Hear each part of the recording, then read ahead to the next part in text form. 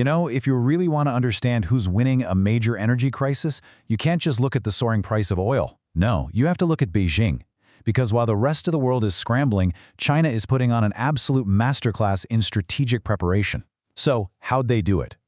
How did they make themselves so resilient? I mean, that's the central mystery, right? A vital energy artery like the Strait of Hormuz gets shut down, and Beijing seems almost calm. Well, the answer isn't luck. Not even close. It's because they have been methodically, almost obsessively, preparing for this exact moment for over a decade. And what they've built is, honestly, nothing short of an energy fortress. This is a deliberate, multi-layered strategy that was designed from the ground up to absorb exactly this kind of global shock. They're turning a potential catastrophe into a massive strategic advantage. So how did they pull this off? Well, it all comes down to a 5-part defense system, an energy shield they've been building piece by piece for years. Let's break down exactly how it works. Okay, think of this 5-layer system in simple terms. The strategic reserves? That's like a giant, overstocked pantry in your basement, ready for a blizzard. Pipeline diversification is like having 5 different routes to get to work so one traffic jam doesn't wreck your day. The friendly corridor is your own personal VIP lane through all that traffic. Vehicle electrification? That's like putting solar panels on your house to permanently lower your bills. And domestic production? Well, that's your backyard garden, a reliable source you control completely. So let's start with that pantry. We are talking about a staggering 1.2 billion barrels of crude oil that China has stockpiled. That is the largest strategic and commercial reserve anywhere in the world outside of the United States. It gives them a buffer of 3, maybe 4 months to weather any storm without ever having to panic. Okay, next, those alternate routes. China has poured billions into building overland pipelines that completely bypass the ocean choke points. Russian oil, Central Asian crude, it all flows directly into China, totally insulated from any kind of naval disruption. And this also covers the 3rd layer, creating a friendly corridor to the sea.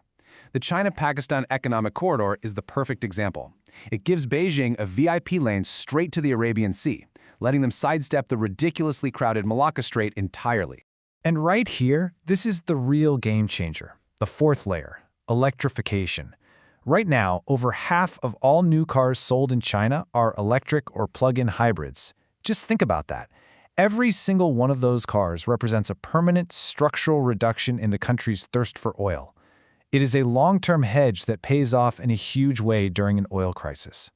So when you put all these layers together, you get this kind of geopolitical moat. And look, the point of the moat isn't to be completely immune to a crisis. That's impossible. No, the point is to gain a profound relative advantage.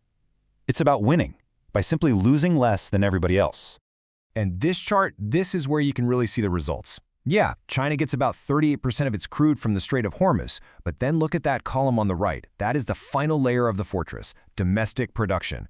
Pumping 4 million barrels a day on your own is a massive internal cushion. Now, compare that to Japan and South Korea. They are almost twice as dependent on that single strait, and they have 0 domestic production to fall back on. The vulnerability gap here is just enormous. And this really is the whole point, summed up perfectly.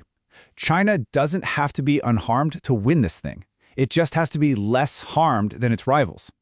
In a global economic marathon, China basically built itself a pair of crutches while its biggest competitors have none.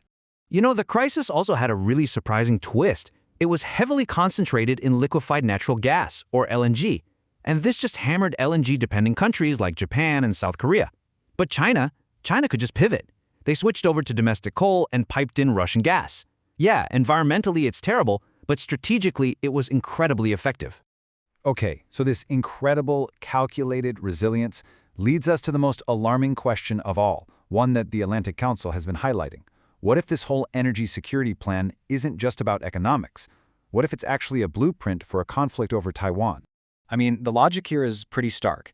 If a nation like Iran, with its limited resources, can shut down a vital strait for 6 weeks, what could China do to the Taiwan Strait, with a defense budget more than 10 times larger and far, far more advanced capabilities? This energy fortress gives them the power to withstand the economic fallout of doing just that. So here's the bottom line. The energy vulnerability that everyone thought would stop Beijing from ever making a major military move, well, it's been systematically weakened. China can now absorb an energy shock that would absolutely cripple its key regional adversaries who just happen to be America's allies. It all comes back to this idea of relative advantage. The crisis in Hormuz didn't create this advantage for China, not at all. It just pulled back the curtain and revealed it to the whole world. It showed that Beijing has spent the last decade methodically preparing to turn a global crisis into its own strategic leverage. And that leaves us with one last massive question to think about. When you look at how this strategy completely reshapes the balance of power, how it opens up new military options and provides incredible diplomatic leverage, could this quiet, decade-long infrastructure project actually be the single most important geopolitical development of our time?